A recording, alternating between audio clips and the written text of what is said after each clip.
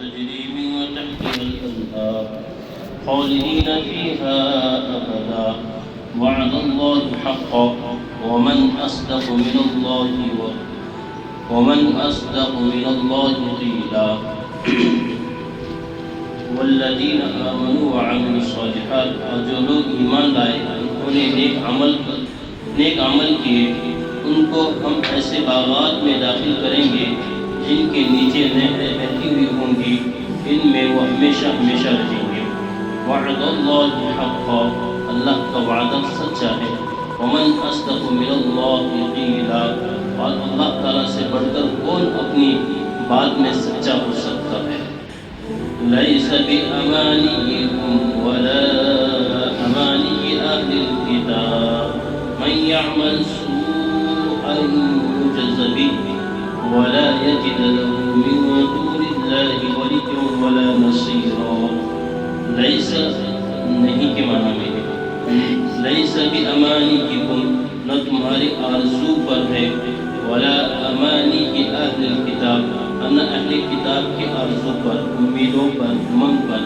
من یعمل سوءا یجز بہ، اور جو کوئی بھی برا کرے گا اس کا بدلہ خود پاوے گا۔ ولا یجد له من دون اللہ، اور وہ نہ پائے گا اللہ کے سوا اپنا کوئی حمایتی، ولی کیا حمایتی، ولا نصیرا، نہ مددگار، نصیر کہتے ہیں مددگار کو۔ ومن يعمل من الصالحات من ذكر أو أنثى وهو مؤمن فأولئك يدخلون الجنة ولا يظلمون نقيرا۔ ومن يعمل، اور جو شخص کوئی نیک عمل کرے، نیک کام کرے، من ذکر او انثى، اور وہ مرد میں سے، ذکر کہتے ہیں مرد اور انثى کہتے ہیں عورت، مرد میں سے ہو یا عورت میں سے ہو، بشرط ہے کہ وہ مومن ہو۔ اولئک یدخلون، تو وہ جنت میں داخل ہوں گے اور ان پر ذرا بھی ظلم نہ ہوگا۔ ومن احسن دینا ممن اسلم وجهه لله وهو محسن واتبع ملة ابراہیم حنیفا واتخذ اللہ ابراہیم خلیلا۔ اور اس سے بہتر کس کا دین ہے جو اپنا چہرہ اللہ کی طرف جھکا دے۔ اسلم وجہہ للہ، اسلم کے معنی ہے جھکانے کے، جھکا دے وجہہ چہرہ، وجہ کے معنی چہرہ کہتے ہیں، اپنے چہرے کو جھکا دے اللہ کے لیے، وہ محسن، وہ احسان کرنے والا ہے۔ واتبع ملت ابراہیم حنیفا، اور وہ چلے دین ابراہیم پر جو سیدھے راہ پر چلنے والے تھے۔ واتخذ اللہ ابراہیم خلیلا، اور اللہ نے ابراہیم کو اپنا دوست بنا لیا تھا۔ وَلِلَّهِ مَا فِي السَّمَاوَاتِ وَمَا فِي الْأَرْضِ، اللہ ہی کا ہے جو کچھ آسمانوں میں اور زمین میں ہے۔ وَكَانَ اللَّهُ بِكُلِّ شَيْءٍ مُحِيطًا، اور اللہ ہر چیز کا احاطہ کیے۔ محیط احاطہ کے کرنے کے معنی میں آتے ہیں۔ اللہ رب العزت ہر چیز کو گھیرے ہوئے ہے، احاطہ نے گھیرے ہوئے ہیں۔ یہ سورہ نساء پارہ نمبر 5 آیت نمبر 121 سے لے کر 126 تک پڑھی ہوئی۔ جیسے کہ کل بہت ساری چیزیں بتائی جا چکی تھی، اور یہ بھی بتایا تھا کہ شیطان تمہارا کھلا دشمن ہے، اس کی بات کو نہ مانو، اس لیے کہ شیطان کی بات کو ماننا گویا کہ تمہارے لیے ہلاکت ہے۔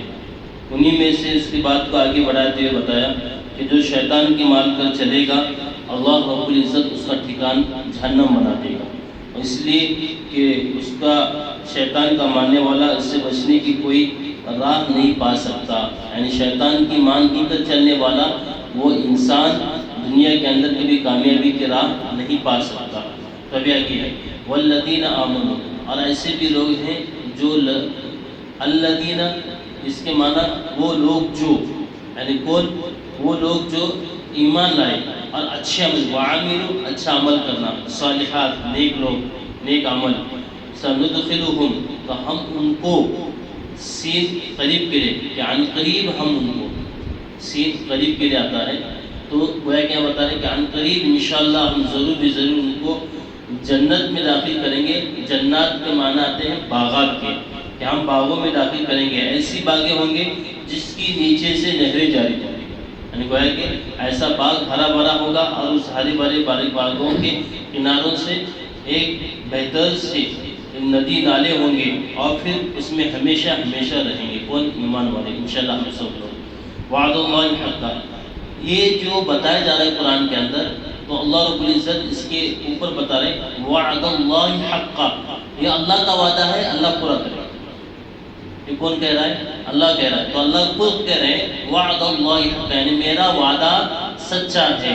ایسا نہیں کہ صرف یہ کہنے کے لیے جنت ہے جنت ہے جنت، بعض لوگ کہتے ہیں نا کس نے دیکھا ہے جنت کو، کس نے جنت کو دیکھا ہے، ایسا نہیں ہے۔ جنت ہے اس کا یقین ہمارے اندر ہونا ضروری ہے، جہنم ہے اس کا یقین ہونا ضروری ہے۔ ومن اصدق من اللہ قیلا، اور اللہ سے بڑھ کر کون سچا بات کرنے والا ہو سکتا ہے؟ اللہ سے بڑھ کر کوئی ہے؟ کوئی نہیں ہے۔ اللہ کا وعدہ، اللہ کی بات ہمیشہ سچ ہے، سچ ہی رہے گی۔ لیس بامانیہم ولا امانی، ہاں یہاں ایک شان نزول ہے۔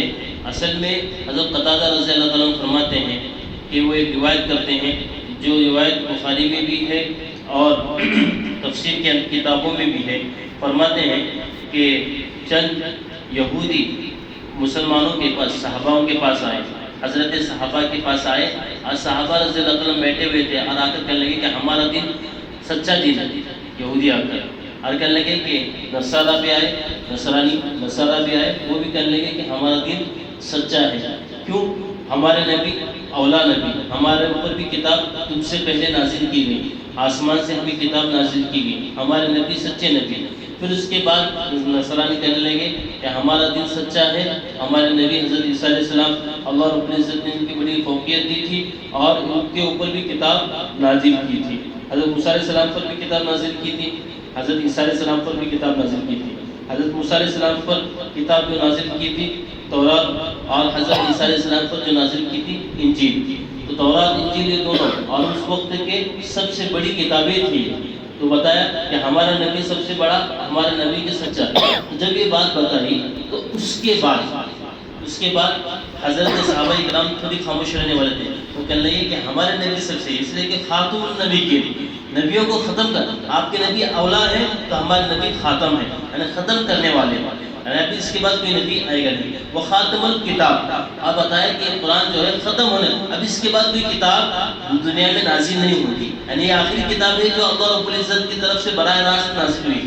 اب اللہ کی طرف سے کوئی کتاب نازل نہیں ہوگی، اب کوئی وحی نہیں آئے گی، ابھی آخری وحی ہے، اس کے بعد کوئی وحی نہیں آنے والی۔ تو اس بنا پر انہوں نے کہا کہ ہمارا نبی ہے۔ تو دونوں کے اندر بحث زیادہ چھڑ گئی اور پھر یہاں تک بحث چڑھ گئی کہ معاملہ جھگڑے تک، اس لیے کہ بحث بعض مرتبہ جب ایک ہی چیز پر اڑ جاتے ہیں تو معاملہ جھگڑے تک آتا ہے۔ معاملہ جھگڑے تک آیا جب اللہ کے نبی کریم صلی اللہ علیہ وسلم کے پاس یہ بات پہنچی تو اللہ کے نبی کریم صلی اللہ علیہ وسلم نے کہا کہ تم اس بات کو مت کہو کہ جو تم لوگ، حضرت صحابہ سے کہا کہ تم بھی مت یہ کہو اور تم بھی یہ مت کہو، ہم اللہ کی طرف متوجہ ہو۔ تو یہ اس وقت یہ آیت نازل ہوئی کہ لیس بامانیکم ولا امانی اہل الکتاب من یعمل السوء یجز بہ۔ زبردست بات، فیصلہ اللہ رب العزت نے کہا، کہنے لگے کہ نہ تمہاری امید اور آرزو ہے کہ ہم حق پر ہیں اور ہماری کتاب ہم افضل ہیں، اور ہر صحابہ سے کہا کہ نہ تم یوں کہو کہ تم افضل ہو۔ اللہ کے نزدیک افضل کون ہے؟ من یعمل السوء یجز بہ، کہ اللہ کے نزدیک وہ افضل ہے جو کوئی بھی برا کام کرے گا اس کا بدلہ اسے ملے گا، جو اچھا کام کرے گا وہ اچھا اللہ رب العزت کے نزدیک کیا ہے؟ افضل ہے۔ عمل صالح، کہ نیک عمل کرنے والا اللہ کے نزدیک سب سے اچھا آدمی ہے، یعنی وہ ہے کہ اللہ رب العزت نے عمل پر دار و مدار رکھ دیا، اور عمل پر دار و مدار نے اندر یہ کہا کہ تم اچھے عمل کرو تو اچھا بدلہ ملے گا، برے عمل کرو تو برا بدلہ ملے گا، چاہے یہودی ہو، چاہے نصرانی ہو، چاہے اللہ کے نبی کریم صلی اللہ علیہ وسلم کا ماننے والا ایمان والا کیوں نہ ہو۔ تو ان لوگوں کو ماننے والے جو ہیں تینوں طریقے پر اگر صحیح معنی میں مان کر، خدا کی مان کر، اپنے نبی کی مان کر زندگی گزاریں گے، اچھا عمل کریں گے تو یہ۔ لیکن اب اللہ کے نبی کریم صلی اللہ علیہ وسلم کی جب کتاب نازل ہوئی تو پہلی کی کتابیں کیا ہو گئی؟ منسوخ ہو گئی، منسوخ یعنی اب اس کا کچھ اللہ رب العزت نے اس کا باقی اوراق تو باقی رکھے ہوئے ہیں، لیکن اس کا ماننے والا کامیاب نہیں ہوگا۔ پہلے نبی کی یقین تو ہے کہ نبی ہیں، لیکن اب ان کو مان کر زندگی نہیں گزارے گا، بلکہ وہ نبیوں کی عزت دل کے اندر ہوگی۔ وہ نبی ہیں، اس کا حق ہونا دل میں ہوگا۔ لیکن اب کوئی اٹھ کر کہے کہ حضرت آدم علیہ السلام ہمارے ابا ہیں، میں حضرت آدم کی ترتیب پر چلوں گا، حضرت آدم ہی میرے نبی ہیں، کہے کہ گمراہ ہے۔ یہ کون ہے؟ گمراہ ہے۔ اللہ کے نبی کریم صلی اللہ علیہ وسلم آخری نبی ہیں، وہ خاتم النبیین، اور اللہ کے نبی کے کوئی بعد کوئی نبی نہیں آنے والا۔ آج کوئی اٹھ کر کہہ دے کہ میں نبی ہوں، کل رات میں مجھے وحی آ گئی اور اللہ رب العزت نے مجھے نبی بنایا، بولے کہ تو سب سے بڑا جھوٹا ہے، اس کے منہ پر تھوک دے اور کہے کہ تو سب سے بڑا کیا ہے؟ جھوٹا ہے۔ اس لیے کہ اللہ کے نبی کے صلی اللہ علیہ وسلم فرمایا کہ اللہ خاتم النبیین، میں نبیوں کو ختم کرنے والا ہوں۔ اس لیے کہ ابھی بہت سارے چل رہے ہیں، آپ کو معلوم ہوگا سوشل میڈیا کے اندر شکیل بن حنیف کر کے ایک تو قادیانی چل رہے ہیں، لیکن اس کے اندر ابھی نیا شکیل بن حنیف کر کے نیا ہے، وہ کہتا ہے کہ میں نبی ہوں اور اللہ رب العزت نے مجھے نبوت دیا ہے۔ یہ کیا ہے کہ عقل کا فطور ہوتا ہے۔ جب قرآن نے جب صحیح واقعات بتائے ہیں، لیکن نئے نئے عملہ جو ہمارا ایجوکیشن کے اندر پڑھنے والا ہوتا ہے ان کو پتہ نہیں ہوتا کیا ہے اس کا مسلک، تو اس کے بنا پر وہ لوگ بہت سارے کنورٹ ہو رہے ہیں اور بہت سارے لوگ ان کی طرف متوجہ ہو رہے ہیں۔ یہ چیزیں نہ ہوں، ہمیں اتنا ہے کہ دو چیزیں، خاتم النبیین و خاتم الکتاب۔ اللہ رب العزت کی ذات کیا ہے؟ اللہ کے نبی صلی اللہ علیہ وسلم کی ذات کیا ہے؟ آخری نبی ہے اور خاتم ہے، اور اب کتاب جو ہے خاتم ہے، یعنی آخری کتاب ہے، اب اس کے بعد کوئی کتاب نہیں آنے والی، وحی نہیں آنے والی، اس کا یقین ہے۔ اللہ کے نبی صلی اللہ علیہ وسلم فرمایا کہ جو اچھا عمل کرے گا اس کا اچھا عمل اس کے ساتھ ہوگا، اور جو کوئی شخص برا عمل کرے گا اس کو برے عمل کا بدلہ دنیا ہی میں ملے گا۔ جب یہ آیت نازل ہوئی تو حضرت صحابہ بھی ڈر گئے۔ دیکھو یہ آیت کتنی زبردست ہے، حضرت ابوبکر صدیق رضی اللہ عنہ کی روایت ہے۔ حضرت ابوبکر صدیق رضی اللہ عنہ کی آیت اترنے کے بعد اللہ کے نبی کے پاس آئے۔ اللہ کے نبی جو شخص کرے گا دنیا میں اس کو پاوے گا اور اس کا بدلہ یا تو آخرت میں اس کو ملے گا۔ اگر ہم نے دنیا کے اندر کوئی غلطی کی ہو، گناہ کیا ہو، تب تو ہم جہنم میں چلے جائیں گے۔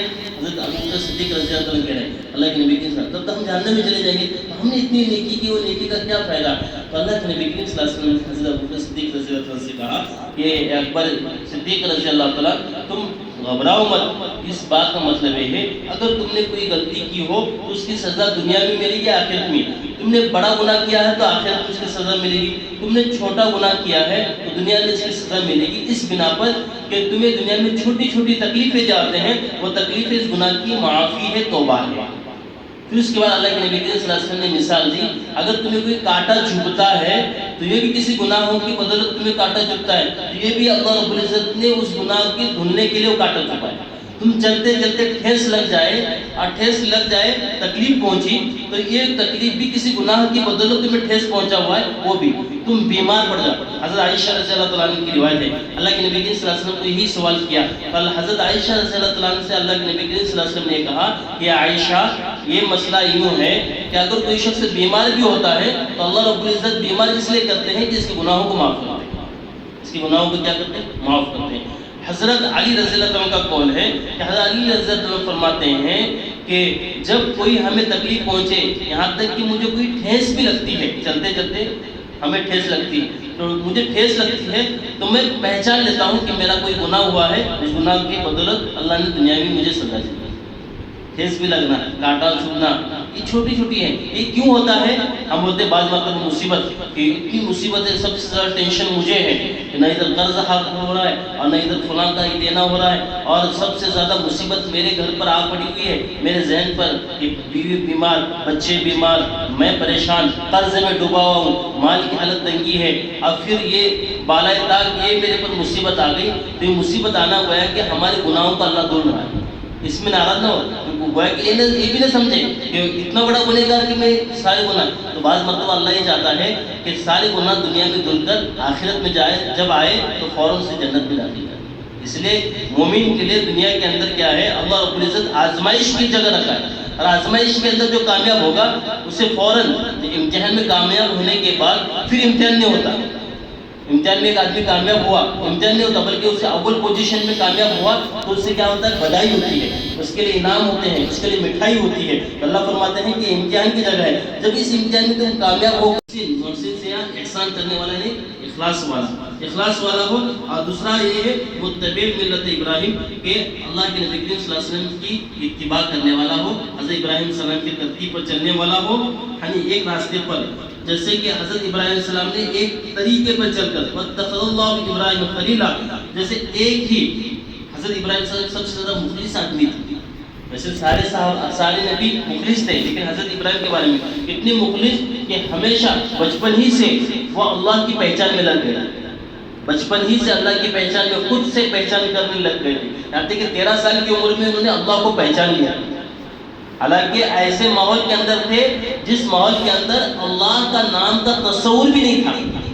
جیسے ابھی میں پیدا ہوا ہوں تو کم سے کم میرے والد، ہمارے خاندان، ہمارا یہ برادری کہ اللہ کو ماننے والے ہیں، تو اس میں کوئی بڑی بات نہیں کہ ہم نے اللہ کو مانا، کہ ہاں پہلے سے ہمارے گھر کے اندر اللہ کو ماننے والے ہیں۔ لیکن حضرت ابراہیم جس قوم کے اندر پیدا ہوئے، اس قوم کی پوری قوم، پورا گاؤں اللہ کا لفظ معلوم نہیں تھا، ایسے قوم کے اندر پیدا ہوئے، اور ان کے دل کے اندر ہوا کہ دل کے اندر کہ یہ بتوں کی پوجا کر رہے یہ تو خود نہیں کھا سکتے، کیسا ہے؟ نہیں، اس کا کوئی بڑا ہوگا۔ پھر انہیں پہچانا کس کا بڑا بت ان کے تھا، بڑے لمبا چڑا ہوا، صرف مختصر اشارہ کر رہا ہوں میں۔ پھر بت کے سامنے جا کر کہنے لگے، بولے یہ تو کیا کرے گا؟ بولے یہ تو پتھر ہے، اس کے سامنے کھانا پڑا ہوا ہے، یہ کچھ نہیں کر رہا۔ بولے کوئی ہے۔ پھر آسمان کی طرف دیکھا تو دیکھا دن بھی آ رہا ہے، رات بھی آ رہی ہے، کہنے لگے ہاں دن بڑا ہے، سورج بڑا ہے، کہنے لگے کیوں؟ حاضر اکبر، یہ اتنا بڑا ہے کہ یہ روشنی دیتا ہے۔ پھر بعد میں دن ڈھا گیا اور رات چھا گئی، رات چھانے پر کہنے لگے بولے چاند، یہ چاند بڑا ہے، یہ ہمارا معبود ہے۔ پھر چاند بھی جلا کرنے لگا۔ پھر دل میں سوچنے لگے نہ چاند میرا معبود ہے، نہ سورج میرا معبود ہے، نہ دن میرا معبود ہے، نہ رات میرا معبود ہے، نہ یہ پتھر میرے معبود ہے۔ میرا معبود وہ ہے جو ان تمام کو بنانے والا ہے۔ وہ کون ہے؟ اللہ۔ 13 سال کا بچہ اللہ کی پہچان اس طرح سے، اس لیے بتا رہے حضرت ابراہیم علیہ السلام کی مثال جو دیتے نا، ایسی نہیں دیتے۔ جو بندہ واقعتاً محنت کر کے آگے بڑھتا ہے اس کی مثال بھی دی جاتی ہے۔ تو حضرت ابراہیم علیہ السلام کو سارے نبیوں کا لقب دیے گئے، لیکن حضرت ابراہیم کو جو اللہ رب العزت نے لقب دیا خلیل، دوست کا، خلیل یعنی کیا؟ دوست کا لقب دیا۔ دوست اسی کہا جاتا ہے کہ واقعتاً یہ آدمی میرے منشے کو پہچاننے والا ہے، دوست کے اشارے کو بھی پہچانتا ہے، دوست کے اشارے کو۔ بعض مرتبہ والدین نے کہیں دوست چلے گئے، والدین نے کہا کہ بھائی ہمارا بیٹا کہاں ہے؟ بولے میرے ساتھ اسٹڈی کر رہا ہے، حالانکہ وہ کہاں ہے ہمیں بھی پتہ نہیں، لیکن کیا کر رہا ہے؟ ہمارے ساتھ ہی اسٹڈی کر رہا ہے۔ تو وہ ہے کہ دوست کی ہر وقت مدد کرتا ہے۔ تو یہ بتا رہے ہیں اللہ رب العزت کہہ رہے ہیں کہ میرا ابراہیم کون ہے؟ وہ میرا دوست ہے، ابراہیم خلیلا، میرا دوست ہے۔ میرا دوست کیوں بنا؟ ایک تو ہے کہ وہ میرا متبع ہے، دوسرا ہے کہ محسن ہے، یعنی وہ ہے کہ وہ میرا مخلص ہے، کہ مجھے ہی اصلی ایسا مجھے ماننے والا ہے کہ میرے سوا کسی کو دیکھتا نہیں، پوجتا نہیں، بس میرے سامنے سر خم کرتا ہے، جھکاتا ہے، خم ہے جھکانا، میرے سامنے سر جھکاتا ہے۔ ابھی آخر وَلِلَّهِ مَا فِي السَّمَاوَاتِ وَمَا فِي الْأَرْضِ، اور اللہ ہی نے آسمان اور زمین کو بنایا ہے، اور وَكَانَ اللَّهُ بِكُلِّ شَيْءٍ مُحِيطًا، اور اللہ تعالیٰ ہر چیز کو گھیرے میں لیے ہوئے ہیں۔ اللہ رب العزت ہر ایک چیز کو اپنے احاطے میں لیے ہوئے ہیں۔ تو اس کو سب بنانے والے کون ہے؟ اللہ ہے۔ اس سے آخر میں ایک بات سمجھ میں آئی اتنے سارے مضمون سے کہ افضل کون ہوئے؟ افضل وہ شخص ہوا جو عمل کے اعتبار سے اچھا ہے، اور عمل کے اعتبار سے کون اچھا ہے؟ جو حضرت نبی کریم صلی اللہ علیہ وسلم کے تابعدار ہو، اس کی مان کر چلے، اللہ کی طرف متوجہ ہو، اور اخلاص کے ساتھ ہر عمل اخلاص کے ساتھ کرے، نماز، روزہ، زکوٰۃ، حج، اور اس کے بعد نیک عمل، لوگوں کو دینا، خرچ کرنا، یہ سارے عمل کیا ہو؟ اخلاص کے ساتھ کیے ہو۔ بتایا وہ محسن، یہ احسان کرنے والا، یہ مخلص ہے اور متبع ہے، جس کی وجہ سے یہ لوگ کون ہیں؟ کامیاب ہیں۔ اللہ ہم سب کو کامیاب نصیب